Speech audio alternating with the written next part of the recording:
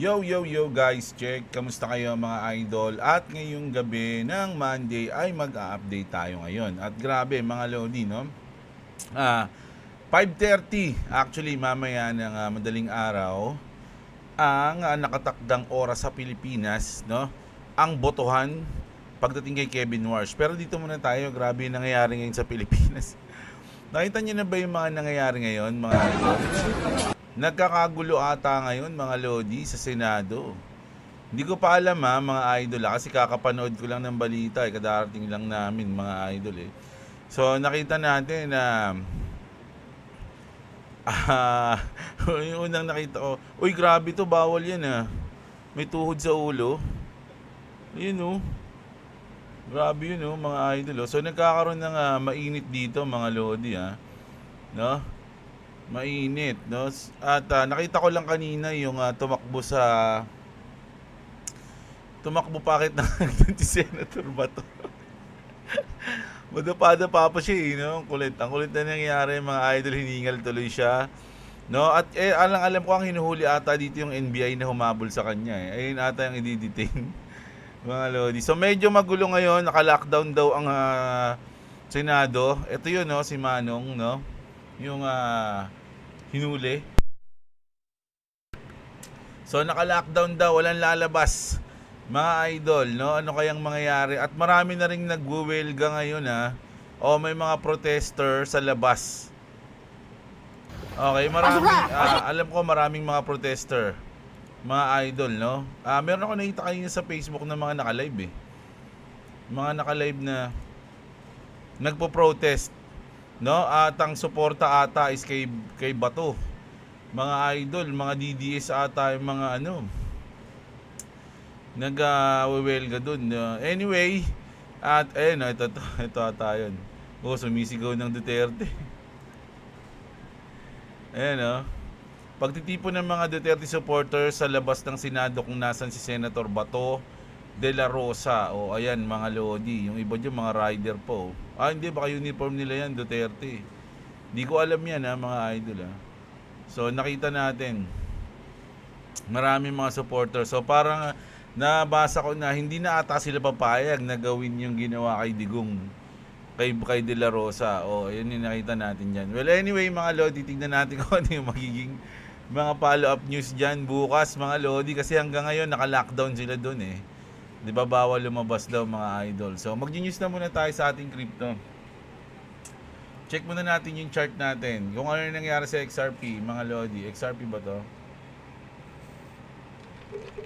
Mukhang goods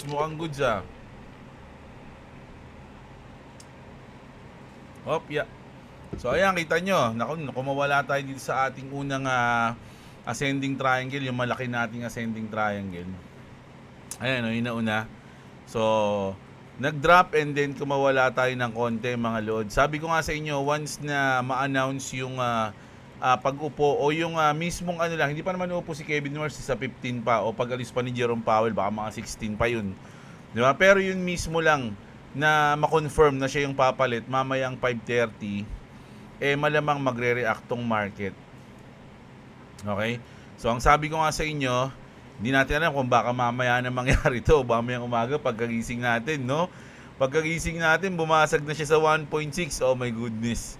Hindi natin alam kung ganun yung mangyayari. Pwede rin pagkagising natin, nag-drop naman siya. So, hindi natin alam yan, mga lods. Pero sabi ko nga, once na mabasag niya to mga idol, ang 1.5.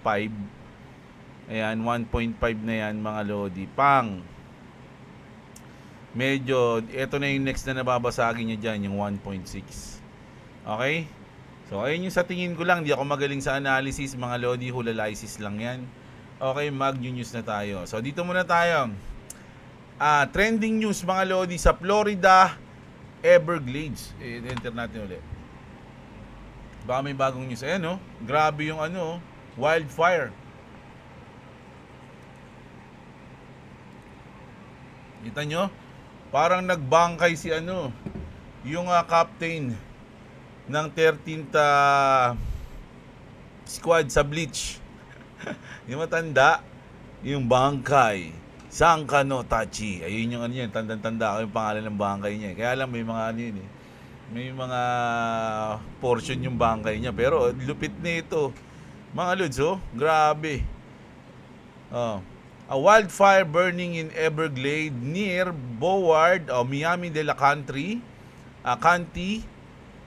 line has grown to 4,800 acres and remains 0% contained as it approach US 27. Grabe, ang laki niyan. Nakakatakot siguro yung mga ganito, mga idol, no? Ang tanong, paano siya nag-start? Grabe. Ha? So, ayan ang mga trending news ngayon, mga idol, no? Bukod sa nagkakagulo sa Senado. At eto pa, China CPI kasi ito para makita nyo lang ang CPI natin is tomorrow pa eh. Hindi to, but ito. PPI and CPI, Forex calendar natin. Ayan, Tuesday 8:30 PM bukas pa to ng gabi. Ang CPI ng US, mga idol. At ang PPI ng US naman, 8:30 din ng gabi ng Miyerkules, mga lodi. Tapos 8:30 din ng gabi ng Thursday, mga idol, ang core retail sales naman natin. So, ngayon sa China, tapos na yun sa kanila. CPI came in at 1.2% versus 0.8 expected. The second highest reading at in 3+ years. China PPI came in at 2.8 versus 1.5 expected, the highest reading in almost 4 years na ko. Mukhang magkakaroon ng inflation, mga idol, sa China. Ayan, sabi rito. Inflation has started to run really hot in China due to the US-Iran war and the blockade of Strait. At alam nyo naman na pupunta si Daddy Trump dyan sa China, no, from 13 to 15. Okay? Hindi ko alam kung ilang oras yung biyahe, mga lods, no? Pero 13 to 15 andun si Daddy Trump. At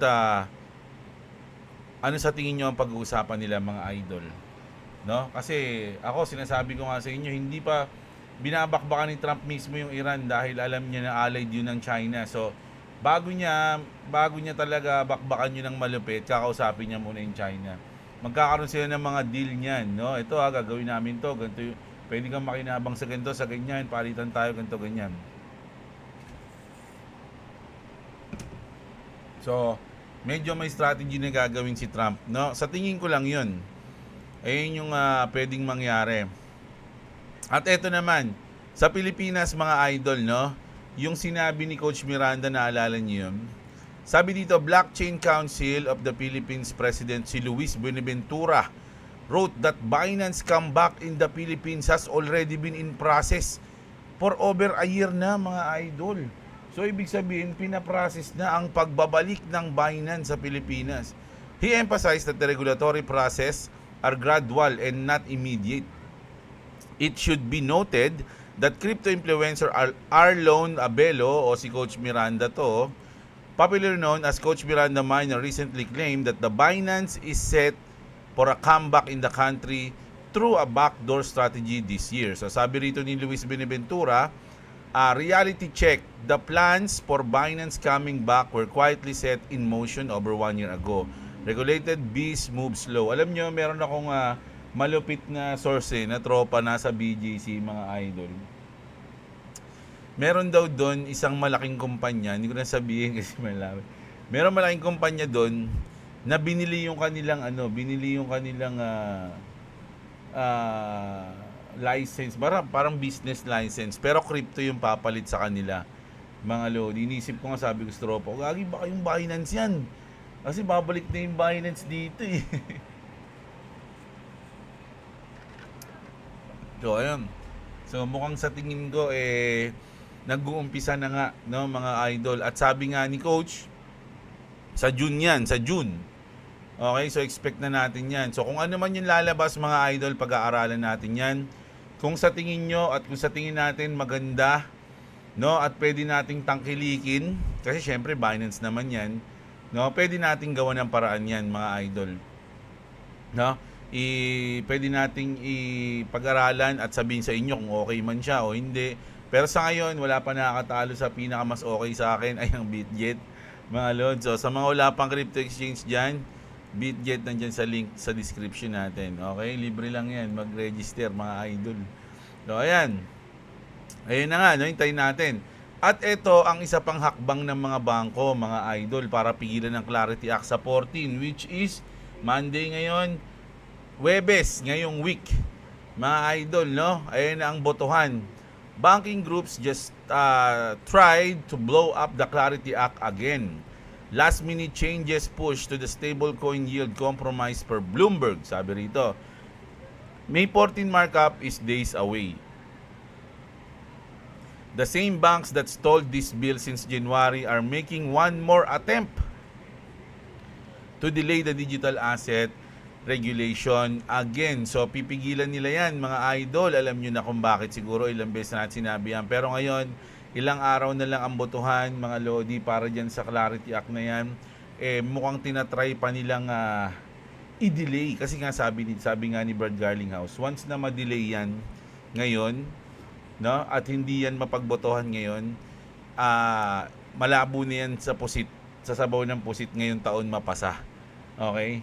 So ito na yung last chance natin, mga idol, na sana mapagbotohan yan sa 14, mga lods, at hindi na siya ma-delay. Kasi once na mangyari yun, naku, GG tayo, mga idol. Mukhang once na mangyari yun at ma-delay na naman, asahan nyo na makaka-apekto yun sa market, baka bumaba yung market, mga lods, no? Marami nag-expect ng volatility ngayong week, pero ini-expect nila na volatility is good. Tulad ko, ini-expect ko good no? Ang expect natin kasi papasok si Kevin Warsh ngayong week, magkakaroon ng botohan sa Clarity Act ngayong week. So good news yung inaasahan natin, although magkakaroon ng volatility, pero good news. Pero pwedeng mag-flip yan, mga idol. Once na ma-delay yung Clarity Act, once na hindi ko alam kung sure na kasi yung kay Kevin Warsh, mamaya pa yan no, biglang hindi si Kevin Warsh yung maboto. Nako, putik yan, magbabagsak talaga tayo, mga idol. Tas negative yung labas ng CPI, ng PPI, ganun din. Oh my goodness, wag naman sana, mga lodi. Mukhang mababakbakan tayo pagka ganun, mga idol, no? So sana wag ganun yung mangyari, sana manatiling positive, okay? So ito na nga yun. The US Senate is set to vote today to confirm the new Fed chair. Kevin Warsh, a former Morgan Stanley executive and Fed governor, is expected to be confirmed today as the 17th chair of the Federal Reserve. This is the first fully partisan Fed chair confirmation in US history. Every prior confirmation included bipartisan support. Warsh passed the Banking Committee 13-11. Mga idol, imagine dalawa lang lamang on pure party lines, no, nung nakaraan yan.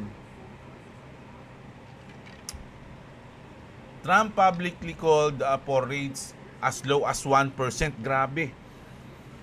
So imagine pag umupo si Kevin Warsh, mga lodi, tapos hindi 0.25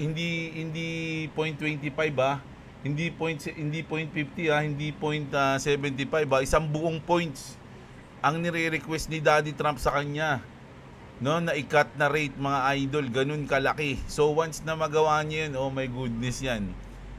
They currently sit at 3.5. The DOJ opened a criminal investigation into the Powell to pressure him out. Then drop it only after Warsh spot was clear. Markets are already pricing in the Warsh trade, mga lodi, pinangalan na sa kanya. A hawkish shift heading into the critical June FOMC meeting. Nako, meron tayong FOMC meeting sa June. So asahan nyo, mga idol, na si Kevin Warsh na ang magsasalita dun. I-announce niya ba agad na, okay, 1 point rate cut, mga lodi. Ano kailan kaya sa June? Tignan lang natin O yan, June. June ano yun? CPI. June 18. Oh my goodness. June 18, alas 2 ng madaling araw, mga lodi. Okay? Diyan magsasalita si Kevin Warsh, mga lodi, June 18. Ako, may pasok na niyan Pasokan na yan, mga idol. No? In historic break from 75 years of president, Powell confirmed he will stay on the board of governors until 2028, even after Warsh takeover. Yun nga, no? Hindi siya alis daw. A former chair remaining as a voting member alongside his successor has never happened before. So si Jerome Powell pa lang ang gagawa nun, no? Kasi usually ang mga former Fed chairman ay once na mapalitan na umaalis na sila. Although may karapatan pa sila magstay, pero bilang respeto dun sa kanilang successor, hindi na sila nag-stay bilang governor. So ibig sabihin lang yan, si Jerome Powell ay walang respeto kay Kevin Warsh. Wala siyang respeto kay Kevin Warsh, kaya mag-stay siya. Okay? So ayun yung aabangan natin. At ito naman, nako, ang ganda ng ang ganda ng epekto ng XRP Pansy strong inflows as Clarity Act hype grows, no? Yung hype ng Clarity Act, medyo maganda yung epekto niya sa XRP. XRP investment products recorded 39.6 million in weekly inflows May 4 to May 8, CoinShare says. The inflows came as digital asset funds attract $857.9 million last week. Bitcoin BTC led the market with 706.1 million in fresh inflows. Ethereum naman and Solana also posted gain 77.1 million. Pero ang pinakamalaki yung sa XRP, no? Ano ba? 71 million and 47.6 million. Total crypto assets under management climbed to 160 billion. Market sentiment improved amid growing optimism around the Clarity Act. So ito, imagine nagiging bullish lang sa Clarity Act. Ang ganda na ng epekto, no? Paano pa pag napasayan, mga idol? At paano din kapag na-delay? Ayun ang isipin nyo, hindi lang mapasa, no? Kasi once na mapasa, goods, positive talaga yan. Sobrang goods na goods yan. Paano kung i-delay nila ulit yan? DGG tayo. Kasi yung epekto pa lang, isipin nyo, haka-haka pa lang, nagkakaroon na ng magandang epekto na maipapasa. May maipapasa, so ang ganda ng epekto sa market. Paano kung biglang ma-disappoint na madidelay na naman? So asahan nyo na baliktad ang epekto ngayon sa market, magdadrop tayo, mga idol. Ganun yung mangyayari niyan. So maging handa kayo sa May 14, mga Lodi. At titignan natin kung ano mangyayari. Taragisyan ako. Ang hirap niyan, mga idol. Kasi kapag nag-positive yon, mga Lodi, sa tingin ko, yung position ko, hindi na ito mababalikan mga idol Kung aangat na yan, boom, aangat na dito yan. Ako, mahirap na balikan yan once na yung umepekto na yung Clarity Act, mga Lodi. Goods na tayo doon. Pero kung mag-negative, mga Lodi, nako, malaki. Sobrang laki o tataas yung chance na mabalikan yan, mga idol. Ito yung sa Dogecoin natin no? So napakalaki ng tsansa. So ang pinagdadasal ko lang talaga maging okay yung 14. Pero kung hindi siya magiging okay, mukhang kailangan ko nang i-close tong mga position ko. Sayang mga idol, no? Ayun lang hinihintay ko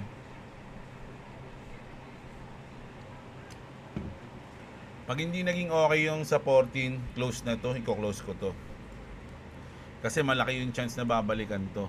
Pero kung hindi siya, magiging okay siya, hindi ko to i-close, mga idol, no? At asahan natin na sana ay hindi na siya balikan, okay? And then dito naman tayo, mga Lodi, sa napakalaking good news na naman sa XRP. Russia's biggest exchange prepares to launch a native XRP index. Russia's largest exchange, yung MOEX, is less than 55 hours away from the official debut of the MOX Ripple Native Index. This deployment integrates XRP price tracking directly into the national financial stock to facilitate institutional digital asset settlement and domestic trading pairs. MOX launch on the XRP index stabilized the technical foundation for a regulated crypto to fiat corridor across the Eastern Bloc, no? So sobrang solid nito, mga idol, no? Alam nyo, yung BRICS, no? Yung BRICS kasi na-issue na yan talaga na gagamitin ng XRP no? Tanungin natin siguro ka. Pero pwedeng mali ako, baka mali ako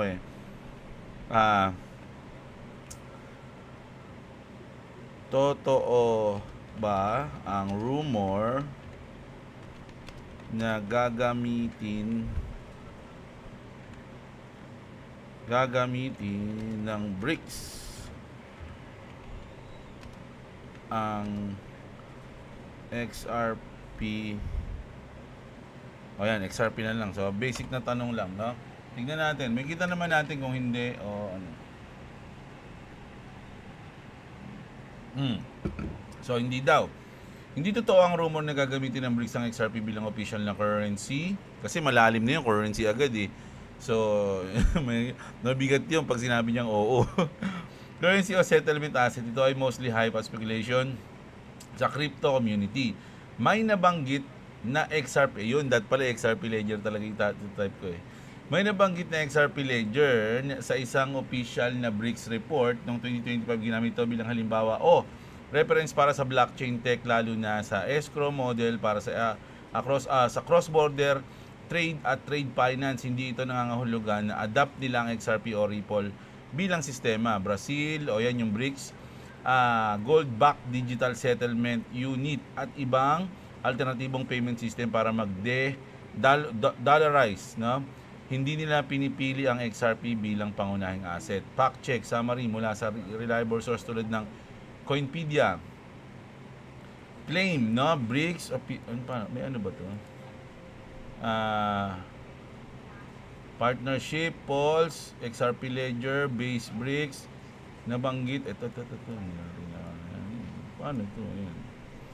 Walang official announcement mula sa BRICS o Ripple, walang verifiable evidence. Nabanggit lang bilang tech example, hindi selected. Pero BRICS ay mas focus sa sariling gold back o multi-currency system. O, ayan na. So, rumor lang yun.